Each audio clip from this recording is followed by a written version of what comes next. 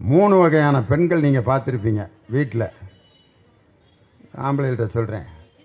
மனைவி ஒருத்தர் திட்டுறாரு, இந்தடி என்னடி நினச்சிட்டு இருக்க நீ அப்படிங்கிறான். சில பெண்கள் என்ன கத்துற, பொம்பளைன்னா உனக்கு அவ்வளோ இலக்காரமா, ஏயா கத்துற. இது ஒரு வகை.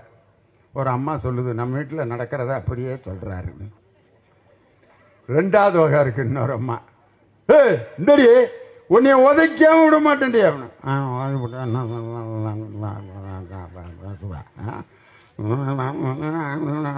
வாய்க்குள்ளேயே பேசிட்டே போவான். என்ன பேசுறாங்கன்னு கண்டே பிடிக்க முடியாது. இது 2வது வகை. 3வது வகை ஒரு அம்மா இருக்கும், உன்னை அறுவாள் எடுத்து நான் வெட்டி விட்டு ஜெயிலுக்காது போவனே ஒழிய உன் கூட நான் வாழ மாட்டேன்டி அப்படின்னு திட்டுறேன்.